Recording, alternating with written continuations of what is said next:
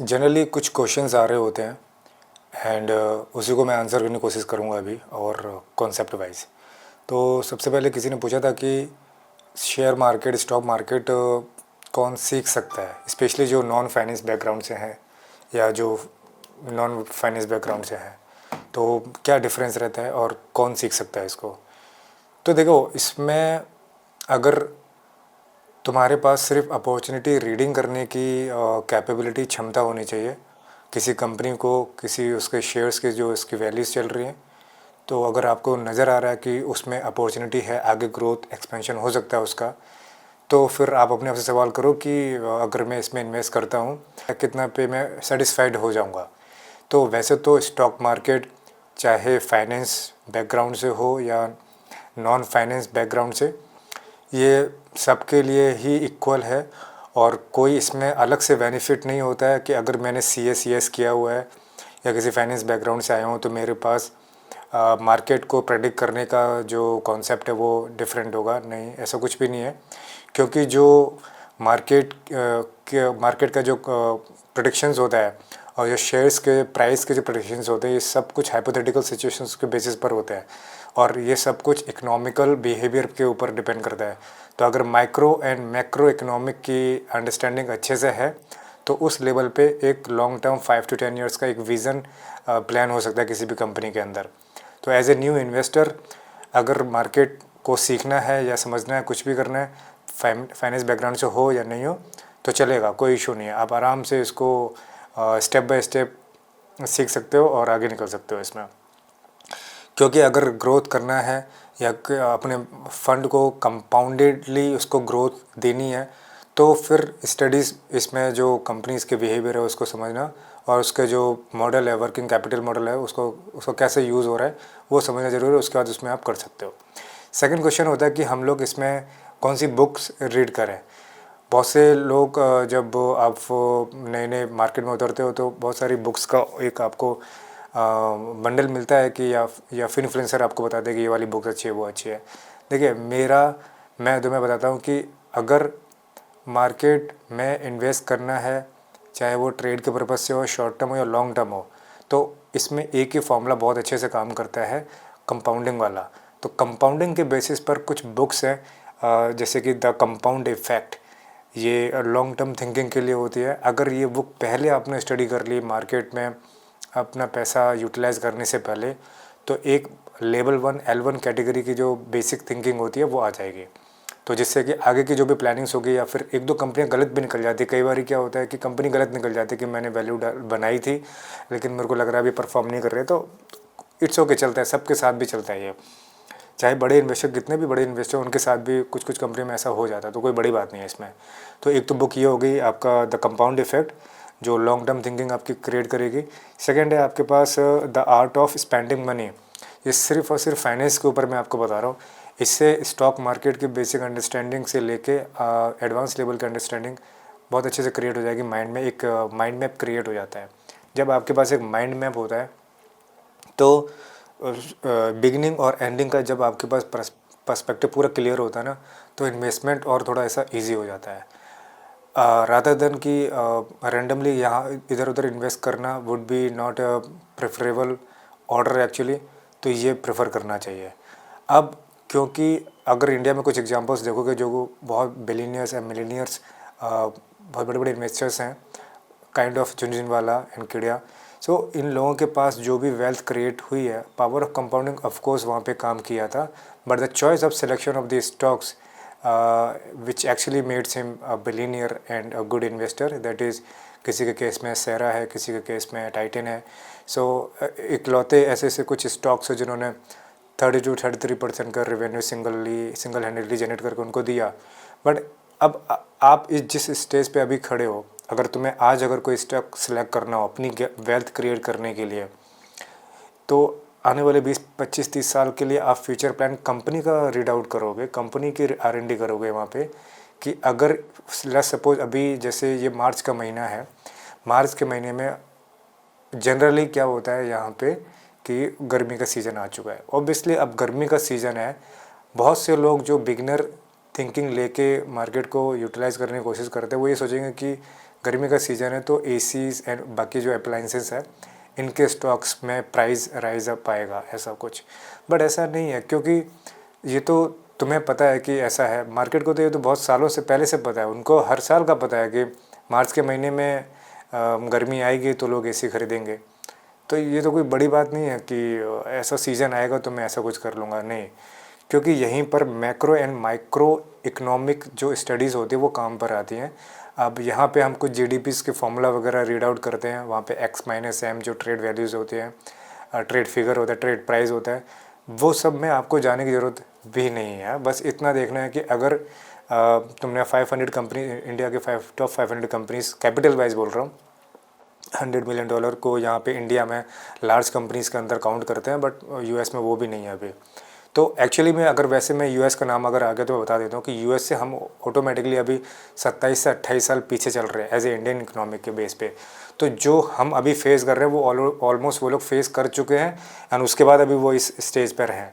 तो अगर कुछ बुक्स वैसे भी प्रेफर करनी है तो वहाँ से भी कर सकते हो। यूएस की जो बुक्स हैं, और मोस्टली इंडिया के कई लोगों ने उन बुक्स को रेफ़र किया है एंड देन कुछ ना कुछ उसको यूटिलाइज़ किया है कुछ वेल्थ क्रिएट करने के लिए। And that's the second thing.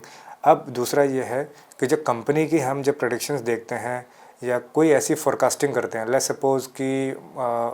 Suppose अगर ये मेरा यूट्यूब वीडियो है, अगर मेरा कंटेंट अच्छा नहीं है, अंदर की वैल्यू मैं अच्छी डिलीवर नहीं कर रहा हूँ, जो आपको वैल्यू ऐड करके नहीं दे रहा है, तो फिर बड़ा बेस सी बात है, मैं इसमें कितनी भी मेहनत कर लूँ, कितना भी अच्छा थंबनेल बनाऊँ, एडिटिंग अच्छी कर लूँ, कॉन्सेप्ट डालूँ, लेकिन वो काम ही नहीं आएगा, क्योंकि जब कंटेंट ही अच्छा नहीं है तो ऊपर की पॉलिसिंग करने से मुझे कुछ अच्छा खास मिलने वाला नहीं है। तो सेम कंपनी के बेसिस पर भी यही होता है।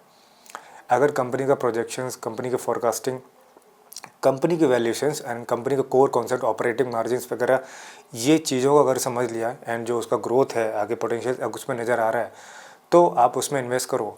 इन्वेस्ट करने से उसमें आपको फिर कोई रोकने वाला तो नहीं, क्योंकि आपने खुद स्टडी करी हुई है उसमें, और फिर आपको वेट करना है, क्योंकि लॉन्ग टर्म विजन अगर आप प्लान कर रहे हो तो एटलीस्ट 5 ईयर का तो उसका फोरकास्टिंग देखोगे आप। तो ये थर्ड पॉइंट होता है।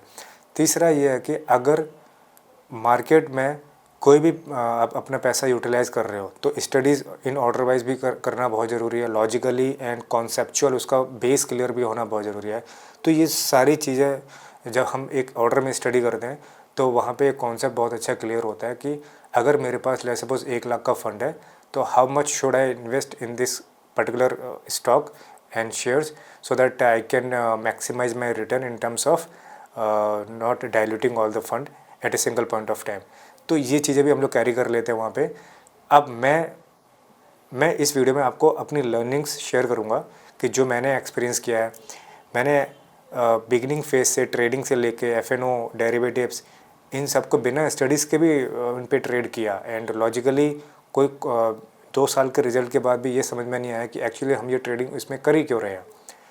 तब बाद में जब आप स्टडीज़ करते हो तब आपको समझ में आता है कि हाँ, किस लेवल की स्टडीज़ इसके अंदर लगती है, जो कि तो वो एक अच्छे इन्वेस्टर और एक बिगिनर में बस इतना डिफरेंस होता है कि मैच्योरिटी बहुत काम आती है। एक्सपीरियंस तो खैर एक्सपीरियंस आप कितना भी ले लो as a beginner trader, without study कितना भी आप एक्सपीरियंस ले लो, बट वो काम नहीं आएगा, क्योंकि एंड ऑफ द एंड वो आपको एक रिजल्ट नहीं दे रहा होगा।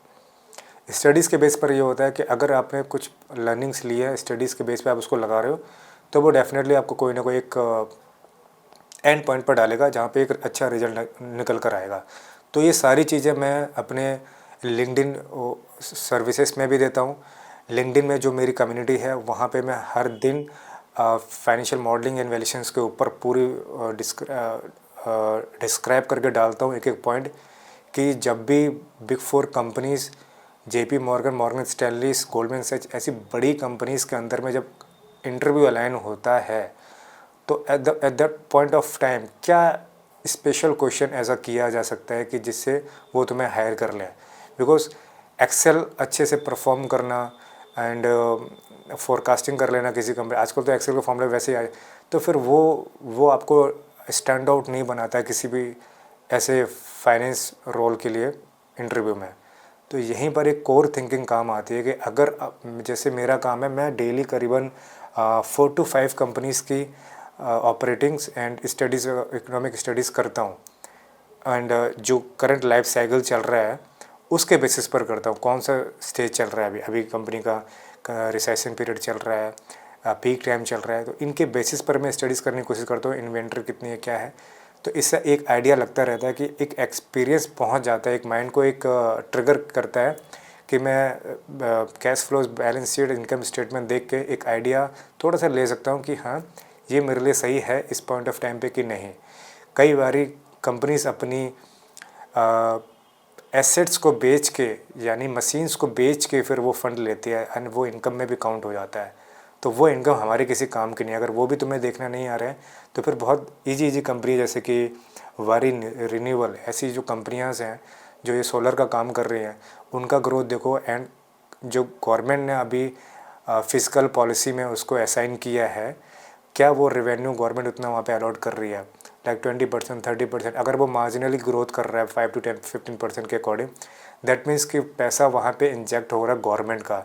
एंड जहाँ पे गवर्नमेंट का पैसा इंजेक्ट हो रहा है, एंड कुछ ऐसी कंपनियाँ हैं जो न्यू हैं एंड ग्रोथ फेजिंग पे पहुँच सकती हैं, अभी पूरी मैच्योर नहीं हुई हैं, तो ऑब्वियसली वहाँ पे विदाउट एनी डाउट डायरेक्टली पैसा इंजेक्ट हो सकता है। तो कुछ ये सारी चीज़ें हैं जो स्टॉक मार्केट में एज ए लर्निंग बहुत अच्छे से काम आती हैं। एंड जितना पैसा मल्टीप्लाई होगा इसमें ग्रोथ एंड स्टेडी ग्रोथ आती है, लेकिन थोड़ा सा इसमें बैलेंस आउट करना पड़ता है बस। तो ये सारी चीज़ें मैं कंपाउंडेडली इसको एक स्ट्रक्चर वे में पीडीएफ में बना के रखता हूँ। जब भी मेरा कुछ ऐसा प्लान बनता है कि मैं एक वर्कशॉप में या फिर किसी एक अच्छे प्लान वेबिनार्स वगैरह में अच्छे से इसको अटेंड करके दिखाऊँ, समझाऊँ, आपको सिर्फ और सिर्फ मैं गारंटी देता हूँ कि 60 मिनट के अंदर ऑर्डर ऑफ स्टडी समझ में आ जाएगा कि यार कंपनी को कैसे हम रोल आउट करते हैं देखने के लिए। तो अगर ये चीज़ें जाननी है तो आप मुझे अपना फीडबैक दो, और अच्छे अगर फीडबैक्स आएंगे तो मैं उसके ऊपर फिर वीडियो लेकर आऊँगा एंड फिर नेक्स्ट का प्लान करेंगे इसमें। एंड आप मुझे रीच आउट कर सकते हो, कोई भी इसमें कॉन्सेप्चुअल और लॉजिकली अगर कुछ पूछना है तो वो डायरेक्टली आप कमेंट कर सकते हो, उसके ऊपर रेदर एक वीडियो बन जाएगा। एंड मैं कोशिश करूँगा कि एक बहुत ही सिंपल इंग्लिश और हिंदी लैंग्वेज में आराम से उसको इम्प्लीमेंट करके आप लोग तक पहुँचाऊँ। एज ए बैकग्राउंड मेरा फाइनेंस बैकग्राउंड है, पिछले 10 साल से मार्केट में सेल्स से कंटिन्यू किया था मैंने, आज भी उसी में ही हूँ। साथ ही साथ कुछ फाइनेंस स्टडीज़ कंटिन्यू मेरे चल रहे हैं, रेगुलर एग्ज़ाम्स वगैरह चलते रहते हैं, तो जिसकी वजह से एक प्रिपरेशन एंड लर्निंग के जो एक्सपर्टीज़ है वो मैं आउटकम देने की यहाँ पे कोशिश करूँगा। Thank you for the video.